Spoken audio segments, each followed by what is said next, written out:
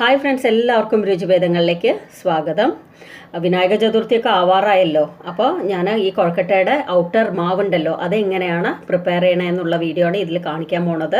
പിന്നെ മിക്കവരും ഫേസ് ചെയ്യുന്ന ഒരു പ്രോബ്ലമാണ് ഈ കൊഴക്കട്ട വളരെ സ്റ്റിഫ് ആവണോ അല്ലെങ്കിൽ കല്ല് പോലെയൊക്കെ ആവണോ ആറിക്കഴിഞ്ഞാൽ ഞാൻ പറഞ്ഞ ഈ വിധത്തിൽ നിങ്ങൾ ചെയ്യുകയാണെങ്കിൽ നിങ്ങൾക്ക് ഉറപ്പായിട്ടും സൂപ്പർ സോഫ്റ്റ് ആയിട്ടുള്ള കൊഴക്കട്ടാസ് കിട്ടും. മാത്രമല്ല ഇത് ആറിക്കഴിഞ്ഞാലും അത്രയും സോഫ്റ്റാണ്, പിറ്റേന്നേക്ക് പോലും ഇത് അത്രയും നന്നായിരിക്കും.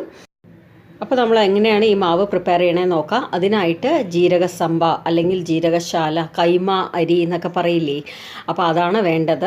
അതൊരു 3-4 മണിക്കൂർ കുതിർത്ത് വെക്കണം, അല്ലെങ്കിൽ ഓവർനൈറ്റ് വെച്ചാൽ അത്രയും നല്ലതാണ്. ചെറിയ മിക്സി ജാർ ഉണ്ടല്ലോ, അരി മാത്രമായിട്ട് അതിലേക്ക് ഇടുക.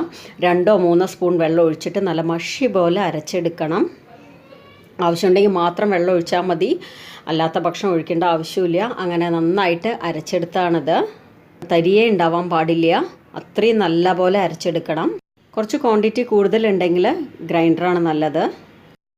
ഇനി ഞാനൊരു പാൻ വെച്ചിട്ടുണ്ട്. ആ പാനിലേക്ക് ഈ നമ്മൾ അരച്ചു വെച്ച മാവുണ്ടല്ലോ അത് ഇടുകയാണ്. വെള്ളം, നെയ്യ്, ഉപ്പ്, ഇത് 4ഉം കൂടെ നന്നായിട്ട് മിക്സ് ചെയ്യണം. അതിനുശേഷം മാത്രമേ സ്റ്റൗ ഓൺ ചെയ്യാൻ പാടുള്ളൂ.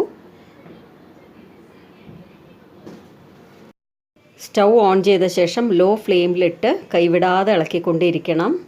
ഞാൻ കുറേ വർഷങ്ങളായിട്ട് കൊഴക്കട്ട മാവ് ഇങ്ങനെയാണ് ഉണ്ടാക്കണത്. ഈ അരി വെച്ച് ഈ ഒരു രീതിയിൽ ആദ്യമായിട്ട് ഞാനായിരിക്കും ഉണ്ടാക്കിയിട്ടുണ്ടാവുക യൂട്യൂബിൽ വീഡിയോ. ഇത് മാവ് തിക്കാവാൻ തുടങ്ങിയിട്ടുണ്ട്. ഇത് ഇപ്പോൾ കാണുമ്പോൾ കട്ടകുത്തിയ പോലെയൊക്കെ തോന്നും, പക്ഷേ ഒരു പേടിയും വേണ്ട. അത് ലാസ്റ്റ് ആകുമ്പോഴേക്കും നോക്കിക്കോളൂ എങ്ങനെയാണ് ഉണ്ടാവുക എന്ന്. എൻ്റെ ചാനൽ ആദ്യമായിട്ട് കാണുന്നവരാണെങ്കിൽ ഒന്ന് സബ്സ്ക്രൈബ് ബട്ടൺ ക്ലിക്ക് ചെയ്യണം കേട്ടോ, മറക്കരുതേ.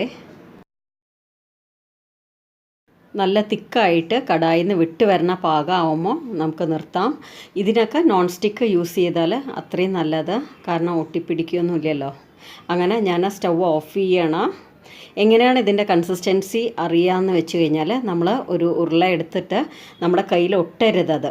കണ്ടില്ലേ, നമ്മൾ ഏത് ഷേപ്പാക്കിയാലും അത് കറക്റ്റായിട്ട് ഫോം ആവണം, ഒട്ടണേ ഇല്ല. കണ്ടില്ലേ, ഇങ്ങനെയാണ് വേണ്ടത്.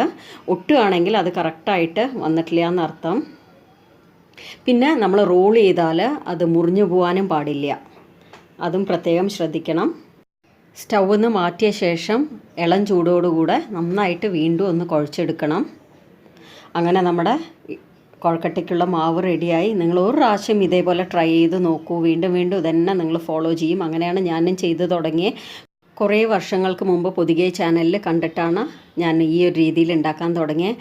അരിയുടെ ഒരു മണവും ഇതിലുണ്ടാവില്ല. ഇൻഫാക്റ്റ് അത് നല്ല സൂപ്പർ സോഫ്റ്റായിരിക്കും മാറിക്കഴിഞ്ഞാലും. എല്ലാവരും ഒരു പ്രാവശ്യം ട്രൈ ചെയ്ത് നോക്കി ഫീഡ്ബാക്ക് അറിയിക്കണേ.